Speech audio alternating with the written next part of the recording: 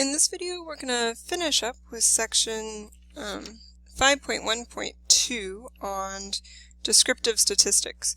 So far, we spent quite a bit of time talking about the mean, which was a second descriptive statistic to describe the center of a data set, along with the median. Now we're going to talk about another descriptive statistic to describe the spread of a data set, called the standard deviation.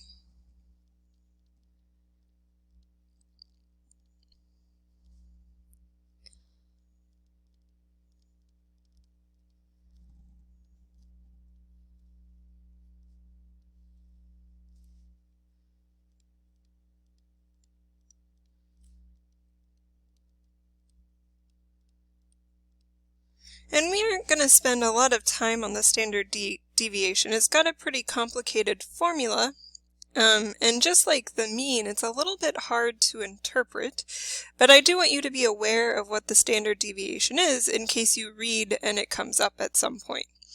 So, the formula for the standard deviation, which is usually denoted by sigma,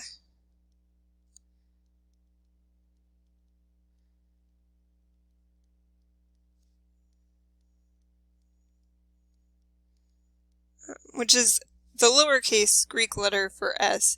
Sometimes it's also denoted by a lowercase s in the situation that we're looking at, where it's a standard deviation for a sample. And I guess I should give you some other symbols that we're going to be using in the formula. So we'll be using x bar to denote the mean. And this is all coming from a list of data values that we'll refer to as xi. So xi is going to be the ith data value.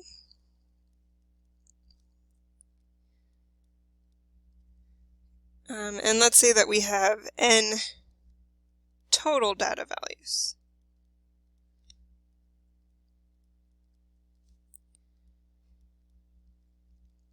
Okay, so those are the symbols that we'll use in the formula for the standard deviation, and the formula is that the standard deviation sigma is equal to the square root of 1 divided by n minus 1 times the sum from I equals 1 to n of the distance from x sub I to x bar squared.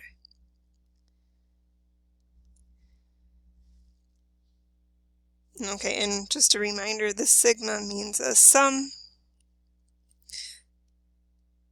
So we're adding all of these together.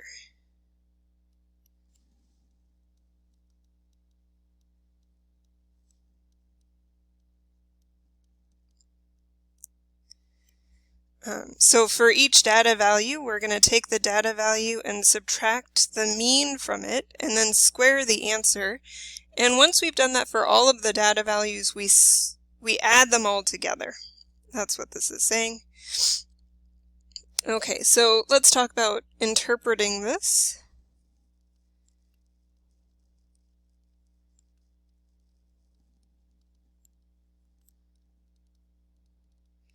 And maybe a different color would be helpful.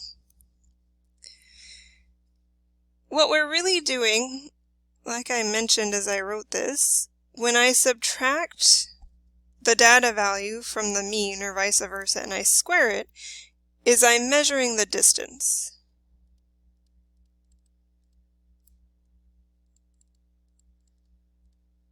So what I'm doing here is I'm taking the distance squared. I want to square it so that it's always positive. I don't want this to depend on whether my values are greater than or less than the mean. I just want to know the distance, so that's why I'm squaring. And maybe I should put this in quotations because that's not exactly the distance. The distance would just be the absolute value of that difference. But it's giving us a sense of distance between each data value and the mean, we're adding all of those distances up and then dividing by this n minus 1. So really, sort of roughly speaking, what we're doing is we're averaging the distances between the data points and the mean. So roughly speaking.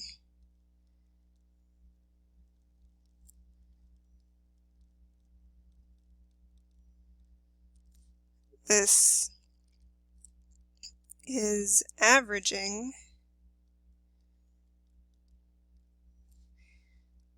the distance from our data values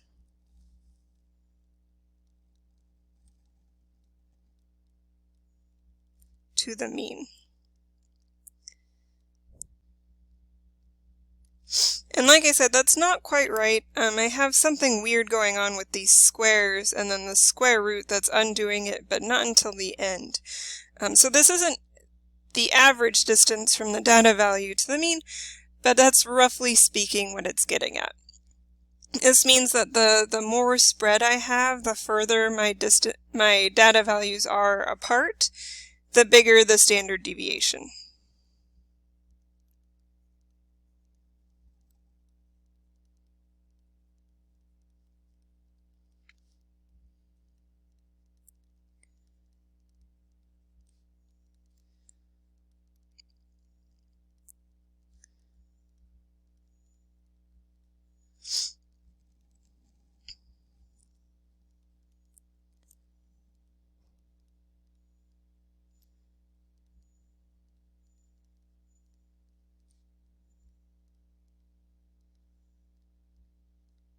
And of course, the opposite of that is true. The smaller the standard deviation is, the smaller the spread is.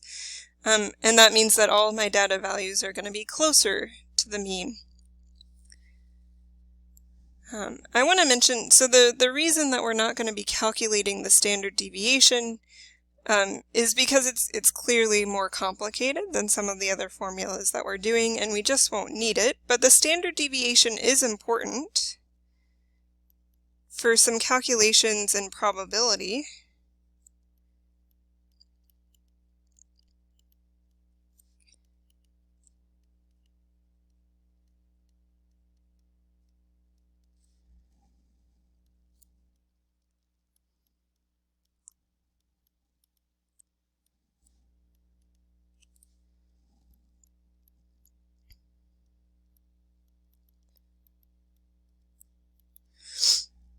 For instance, if you're talking about confidence intervals,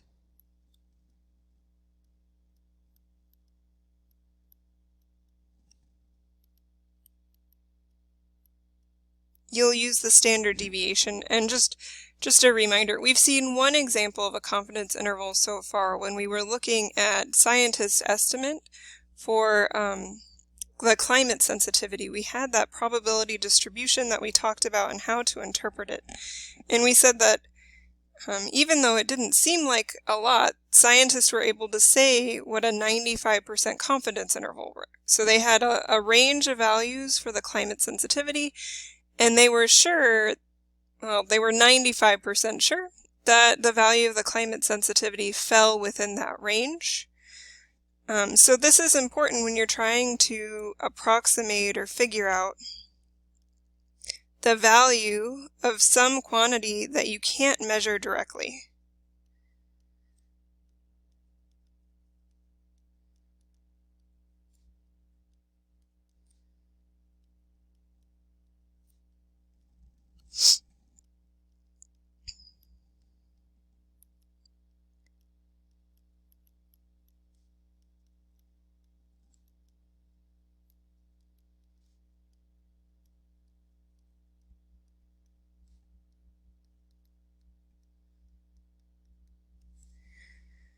Going along with that, in probability, you're sometimes interested in measuring or getting a sense of the error of your calculations. And the standard deviation is important for that. Those actually, confidence intervals and measures of error are tied together, they're related. And you might have sort of seen this, for instance, if you're looking at results of polling data, like for elections, where people say that, 45% of people voted for one candidate, plus or minus 2%. That plus or minus 2% is telling you the error. It's telling you, how certain they are in the result that they're giving you, which is definitely going to be uncertain because they're not polling everyone. They're polling some subset of everyone, and they're trying to make sense of the results they're getting. Okay, like I mentioned, we're not calculating standard deviation, but I did want to jump over. The book gives you two useful relationships between the standard deviation and the interquartile range. For any data set, the interquartile range can be at most 3 times the standard deviations, or the way that we say that in statistics is that it's 3 standard deviations. So in symbols, that interquartile range, which is telling you the spread of the middle 50% of your data, has to be less than or equal to 3 times the standard deviation. So they can't be too far apart. For many data sets, and maybe I should cross this out, we're not actually going to talk about the normal distribution. If you're interested, you can read that section in the book. It's pretty short. But specifically for data sets following a normal distribution, the relationship between the interquartile range and the standard deviation is more predictable. In any data set that follows a normal distribution, the interquartile range is about 1.35 times the standard deviation. So here's that formula. We're not going to look into normal distribution any further because a lot of the things in sustainability don't fit a normal distribution. Normal distributions occur when you're looking at repeated events that don't influence each other. For instance, your book gives the example of height as something that would fit more or less a normal distribution because your height doesn't influence my height at all. But usually in sustainability, we aren't going to have data sets that fit a normal distribution, so I don't think it's worth taking the time to look at it. Okay, and that's all of the descriptive statistics that we're going to talk about. Let me go on. Your book gives this really nice summary of descriptive statistics that we've looked at so far. For the center, we've looked at median and mean.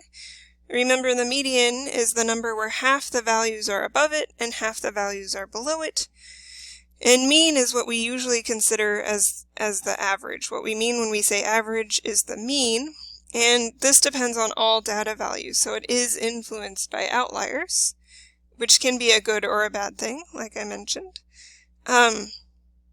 For spread, we now have 3 descriptive statistics. We have the interquartile range, which tells you where the middle 50% of values fall around the median. We also have what we just talked about, the standard deviation, which is a measure of spread that's important for probability theory and for estimating errors, which we won't look at too much, but I just want you to be aware of.